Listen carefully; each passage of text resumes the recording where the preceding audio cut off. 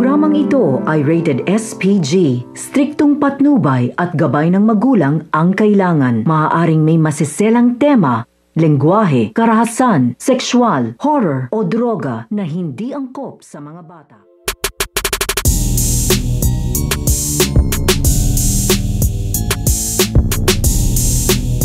Ang pagiging magkaibigan nito nga ni Nanda at ito nga si Regina. Dahil ito nga si Nanda ay nagtungo nga ito dito nga sa opisina nito nga ni Regina upang mayroon nga lang itong ibibigay. At ikakagulat naman dito nito nga ni Nanda ang pagkayakap nga sa kanya nito nga ni Regina at ang pag-iyak nga nito. Kaya paulit-ulit nga dito tinatanong nito nga ni Nanda, ito nga si Regina, kung ano nga daw ba ang kanyang problema at handa nga daw itong makinig. Pero ito nga si Regina ay hindi naman na dito kaagad pwede mabanggit dito nga kay Nanda ang tungkol nga sa kanyang mga problema, tulad na nga ng kanyang nadidinig ng mga boses at ang kanyang pagsakit nga ng ulo, dahil baka isipin nga daw dito nito nga daw ni Nanda na nababaliw nga daw siya. So pakakaabangan nga natin dito ang pagiging magkaibigan nito nga ni Regina at ito nga ni Nanda. Yan ang ating mga pakakatutukan at pakakaabangan dito nga lang sa Darna.